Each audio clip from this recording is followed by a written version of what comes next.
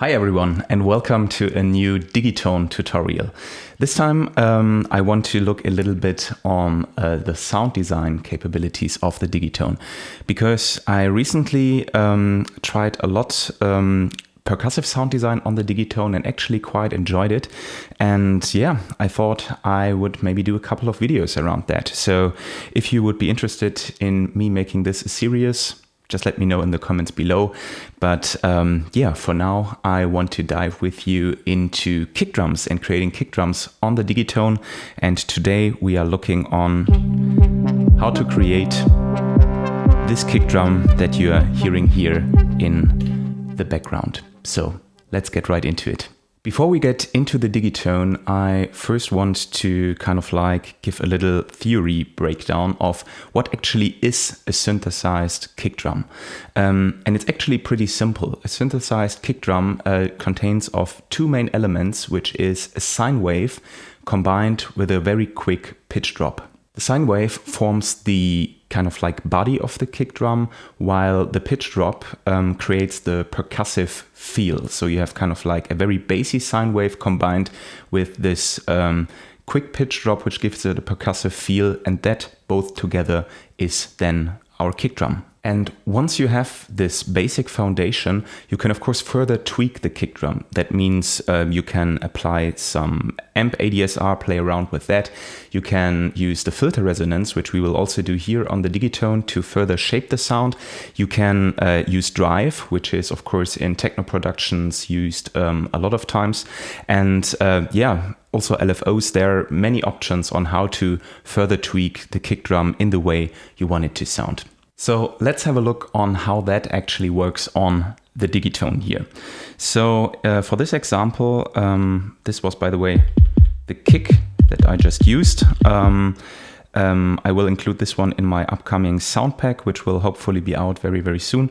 But for now, let's start with a completely new sound. You can hear the sine wave. And sine wave actually is a very good point, because the good thing with the Digitone is that actually the initial sound of the Digitone is a sine wave. So we don't need to do any basically tweaking to the synth parameters. For now, we can just leave them as they are.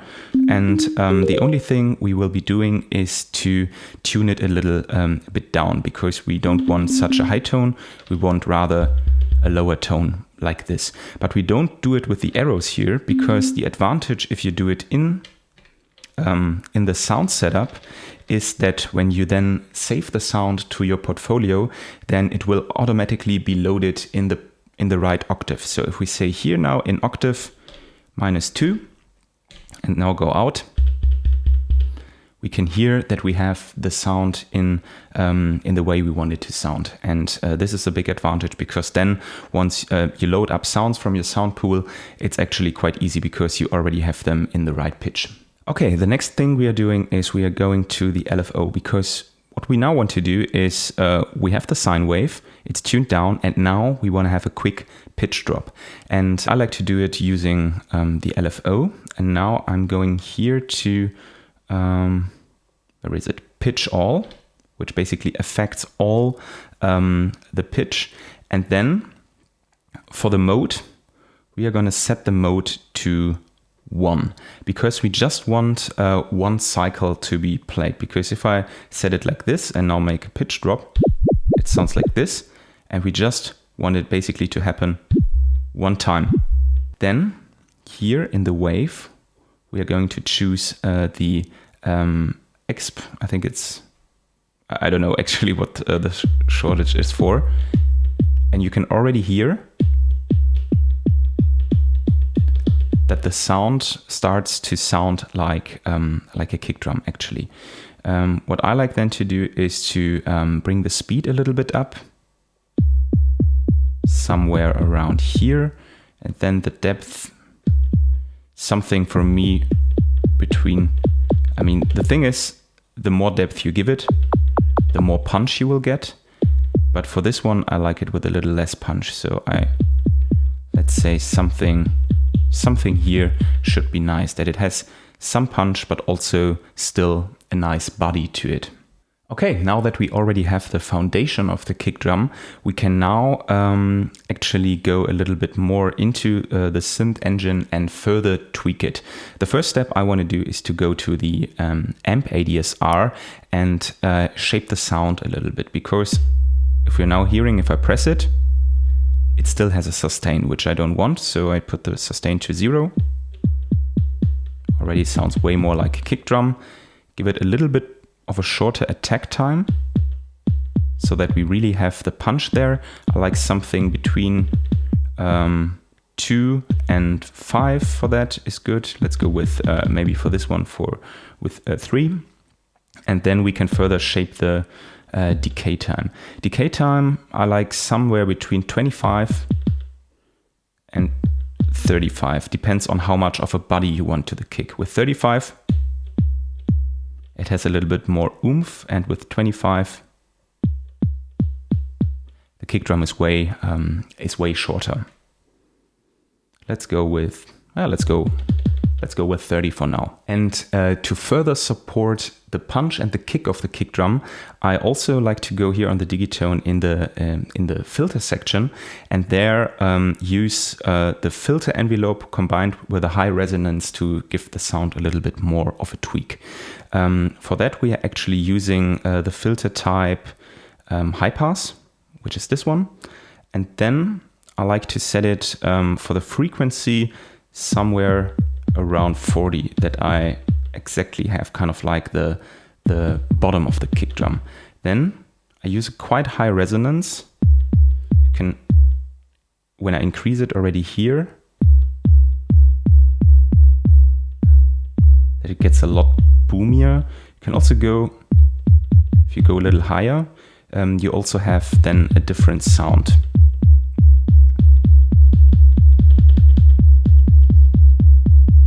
I think somewhere around here is fine for me. And now what I like to do is to set the attack time to 0, which it actually already is, and then use a way shorter decay time on the filter envelope, something around here. And now of course apply the envelope, and you can start to hear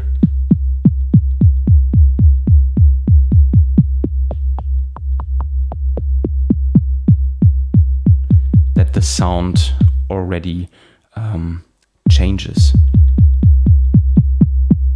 Actually, one thing, sorry, I forgot to mention that one thing that is really important, if you're using the filter and the resonance, you can hear, if I now play the kick drum at higher octaves, it starts to lose the punch. And this is because the filter doesn't follow the octaves we are playing. And to change that, we need to change the filter key track and set it to 100. And now you can hear, here it's through the different octaves, we already now have the punch that we are looking for. Now maybe we need to tweak the sound a little bit further, because of course now that the filter follows the kind of like the note that we are playing, the C that I use for the kick drum actually shifted a little bit. So let me find a new sweet spot here.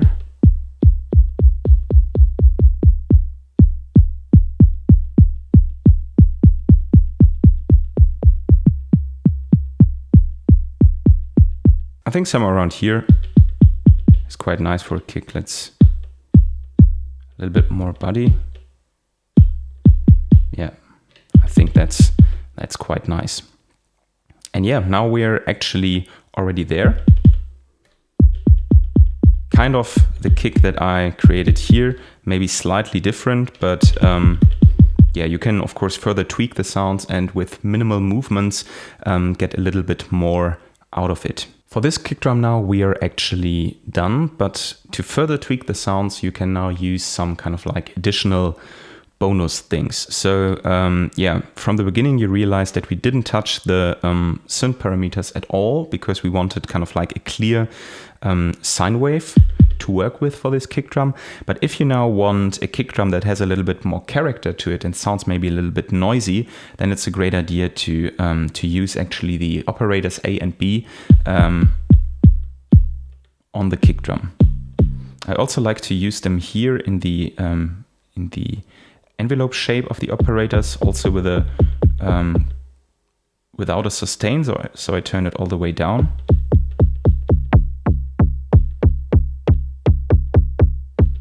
And you can already start to hear the kick drum gets some nice crunch to it. What is also quite nice is that you can here use the harmonics and change them. Now here with the C, we are coming into the, if I kind of like change the sine wave in the C, we're coming a little bit into the distorted area. But here for A and B, it's quite interesting. This actually sounds quite nice. And now you can also apply some feedback.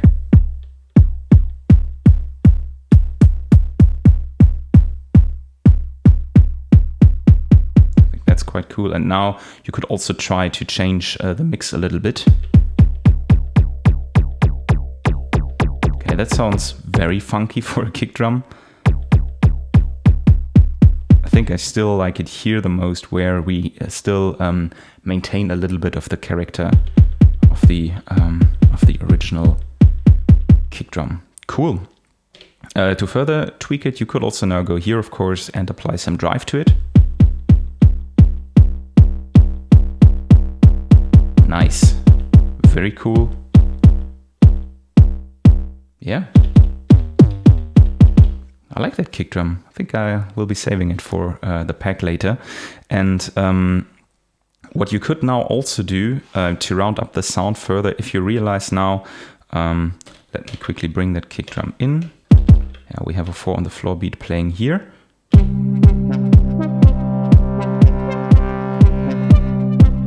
Maybe a little bit shorter on the attack.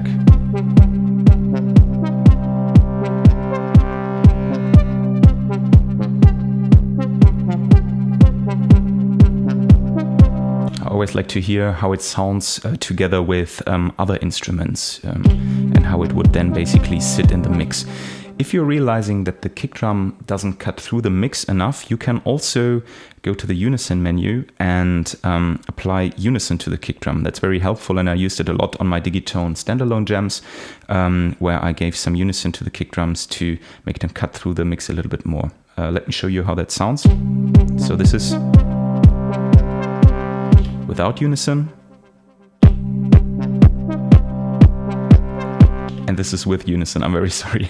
It starts to distort now because I think the kick is a little bit too loud. Let's maybe try it with this one here. Yeah, I think this is better. You can really hear the difference with unison, without unison. Just puts the kick way more in the foreground of the mix, and yeah, it's quite nice to play around with that a little bit. I think this one is already cutting through the mix quite nicely because we also used a lot of drive on it.